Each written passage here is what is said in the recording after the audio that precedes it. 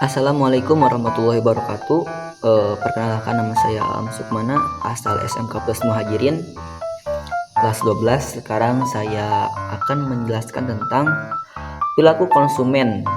Nah, konsumen memiliki banyak perilaku nih. Ada yang mudah marah, ada yang banyak nanya, ada yang banyak nanya tapi nggak beli, dan lain-lain.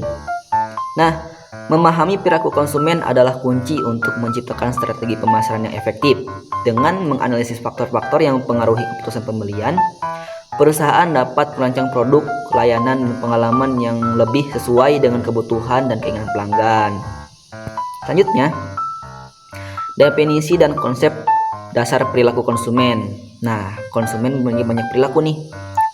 Perilaku konsumen, studi tentang bagaimana individu, kelompok, dan organisasi memilih, membentuk, menggunakan, dan membuang barang, jasa, ide, atau pengalaman untuk memuaskan kebutuhan dan keinginan mereka.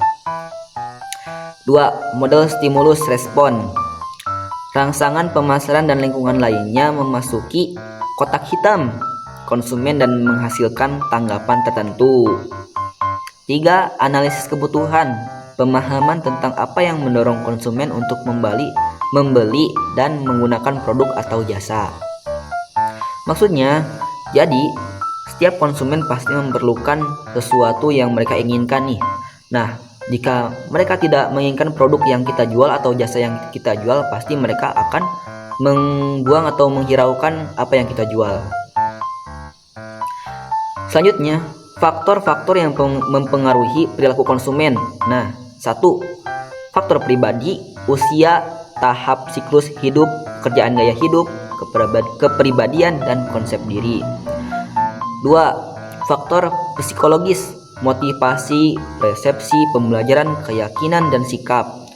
3. Faktor sosial, kelompok, referensi, keluarga, peran, dan status sosial. Nah, maksud di sini faktor-faktor yang mempengaruhi konsumen yaitu salah satunya sikap kita kepada konsumen. Nah, biasanya konsumen yang seperti itu sepertinya kita kurang dalam melayani konsumen tersebut, yang menyebabkan konsumen tidak puas dengan pelayanan kita. Nah, selanjutnya proses pengambilan keputusan konsumen. 1. Pengenalan masalah. Konsumen menyadari ada kebutuhan yang belum terpenuhi. Benar. Pencarian informasi. Konsumen mencari informasi tentang produk atau jasa yang dapat memenuhi kebutuhannya. 3. Evaluasi alternatif. Konsumen membandingkan berbagai alternatif yang tersedia berdasarkan kriteria tertentu. 4. Keputusan pembelian. Konsumen membutuhkan produk jasa mana yang akan dibeli. 5. Perilaku pasca pembelian. Konsumen mengevaluasi apakah produk atau jasa yang dibeli sesuai dengan harapan.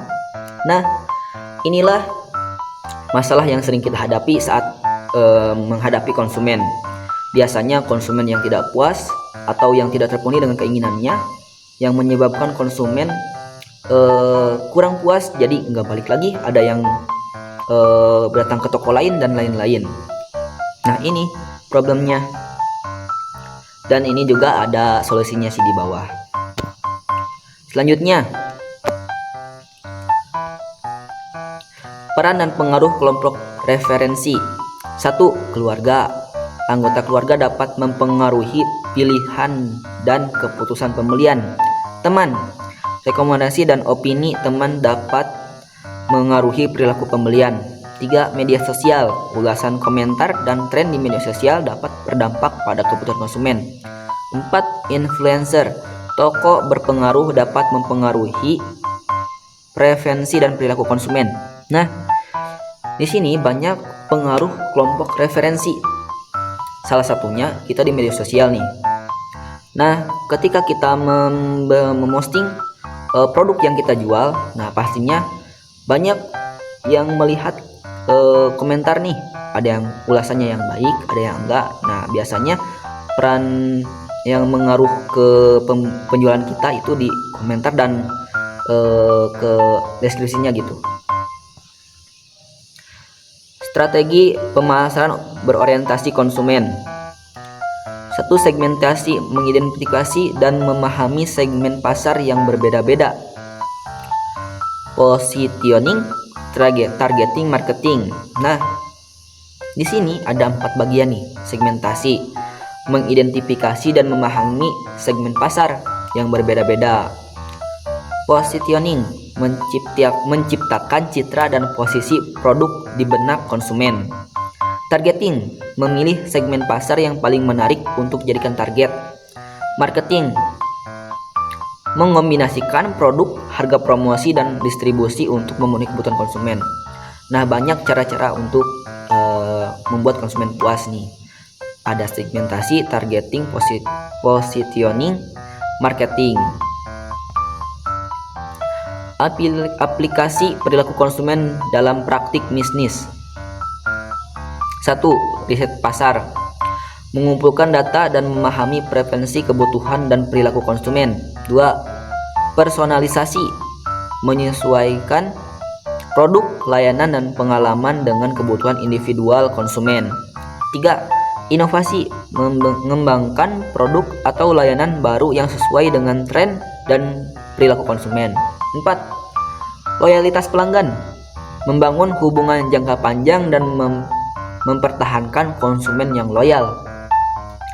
Nah, di sini kita bisa melihat dari riset pasar, personalisasi, inovasi, loyalitas pelanggan. Nah, ini merupakan cara agar kita mengetahui gimana sih konsumen yang dibutuhkannya, apa yang dibutuhkan konsumen. Nah, dan kita harus apa nantinya. Nah, ini menjadikan peluang bagi kita untuk memahami konsumen. Kesimpulan dan implikasi manajerial. Memahami perilaku konsumen, analisis faktor-faktor eksternal dan internal, implementasi strategi pemasaran berorientasi konsumen, inovasi berdasarkan wawasan perilaku konsumen. Kunci keberhasilan strategi pemasaran yang efektif, membantu perusahaan merancang produk, layanan, dan pengalaman yang sesuai, meningkatkan kepuasan dan loyalitas pelanggan, mengembangkan produk dan layanan yang relevan dengan kebutuhan pasar. Nah, kesimpulannya, ini kesimpulannya yang tadi dari semua analisis konsumen. Nah, dari yang konsumen yang tadi yang banyak nanya, ada yang marah-marah, yang banyak nanya tapi gak beli, dan lain-lain. Nah, di sini kesimpulannya yang kita dapatkan.